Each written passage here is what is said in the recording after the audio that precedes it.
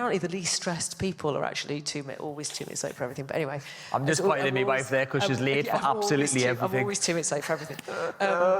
Anyway, so I turned up, and as I walked into the room, our team was on this side of the table, and their team was on the opposite side of the table, and the lawyer for the people, Kettner's group, was sat opposite, and he didn't even look up, and I must have been 27, I think, at the time, 26, 27, and he didn't even look up, and he went, "Oh, thank God for that, mine's white with 1 sugar."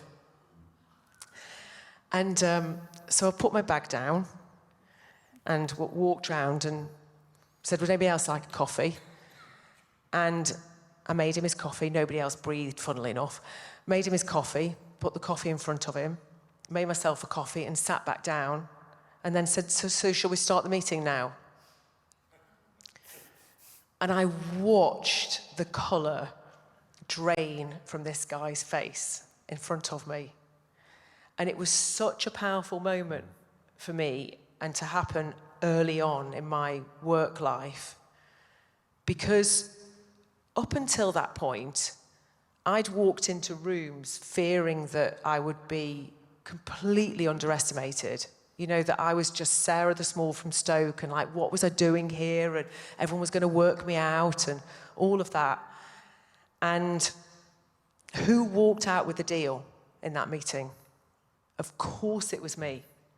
Of course it was, because he had completely underestimated me. Yeah. And he was totally on the back foot.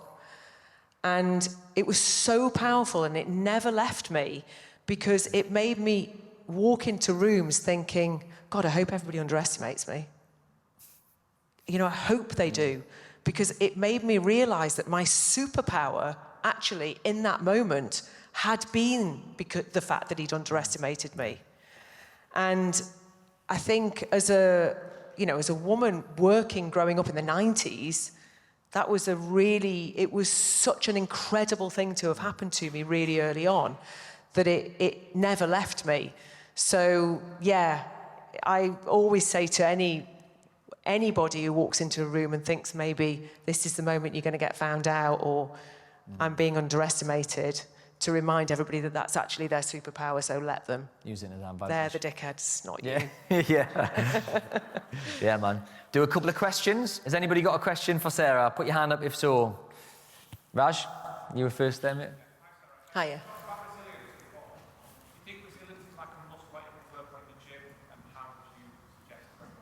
Say that again. Say it again. In terms of resilience, do you think resilience is something you can work on and build like a muscle?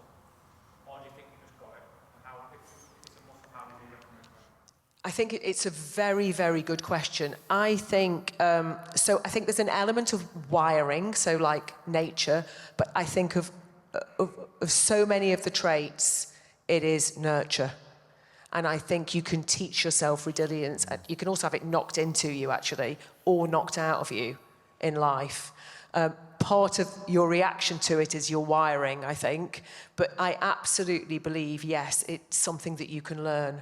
And I have seen people grow from experience. And that is, the more we step outside of our comfort zone and force ourselves to step outside of our comfort zone, the more resilient we get. Because as we step outside of the comfort zone, even if it doesn't work, and you can force yourself to do it again, each time you do it and your comfort zone expands, you become more resilient, because the experience shows you that you tried something and you might have failed, but you still picked yourself back up again. So yes, I think resilience is something you can force yourself to learn and to be better at by forcing yourself outside of your comfort zone. I really believe that. Love it. Anybody else? Any other questions? This guy, straightforward, with the zip on. This question is twofold. What would your advice be to young entrepreneurs, Gen Z, who look forward to family life and family planning, but also want to be very ambitious and successful entrepreneurs in the future?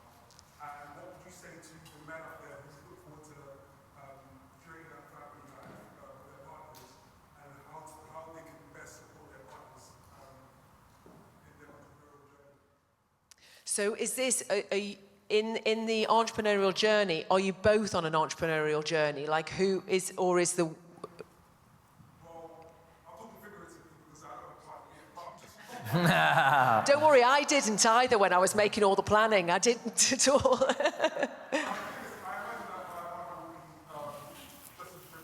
Yeah.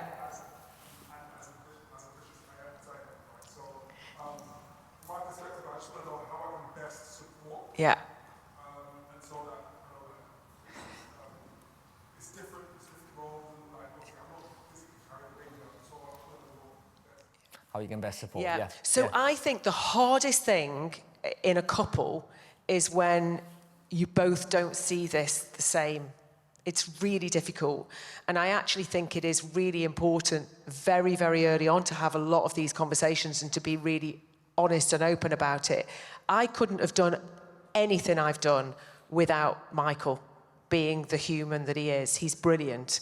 And we have gone in, we've kind of, whilst we've existed quite symbiotically next to each other, we've also, there have been times in our life together where he's been the force, you know, his career has been the priority and I've been more supportive. And then there's others where my career has been at the forefront and he's been more supportive. But without that common understanding at the beginning and that honesty and that openness and constant recalibration, we could absolutely not have done it. So I think the support bit is just about being honest and open and having those difficult conversations before it happens, as it's happening, after it's happened. As painful sometimes as they are, it's like, that clearly didn't work, did it? What can we do differently next time? And actually, I felt too much put in a corner there. I think you're taking me for granted, whatever, but it's a difficult conversation. And you together learn the different roles and the different needs that you both have. You know, I've got one of my best friends is a stay-at-home mom. She could not be happier.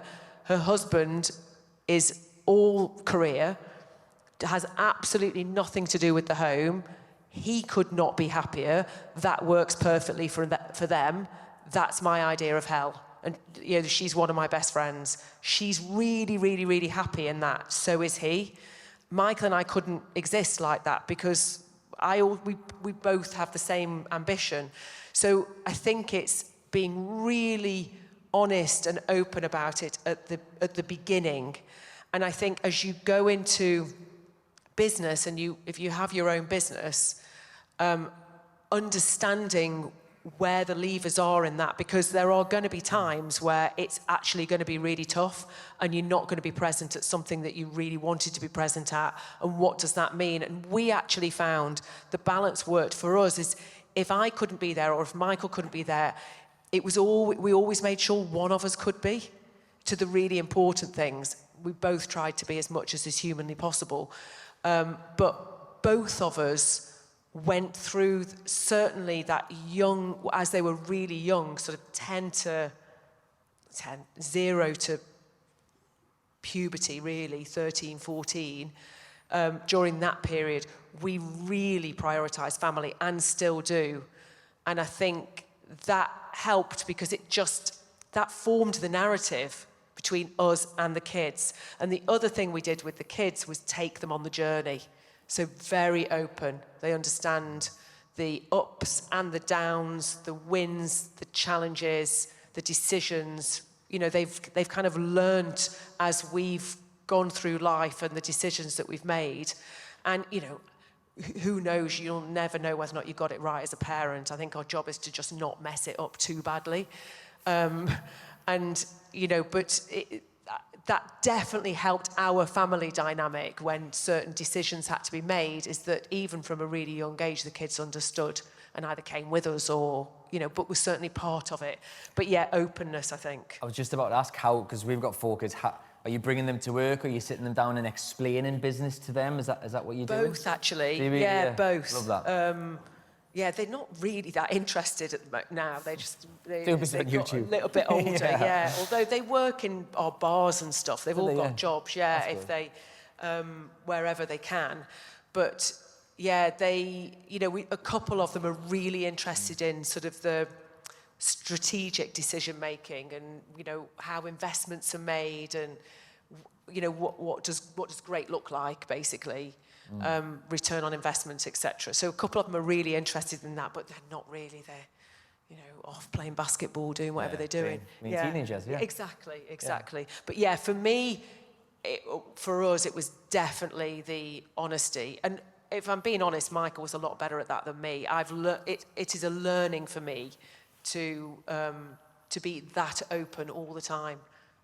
But it really worked. Class, love it. Could we all give luck. Sarah a huge round of applause, please? That was amazing. Thank you so much. Thank you. Thank you. Great, thank you. That was great. Thank you so much. Appreciate it. Thank you.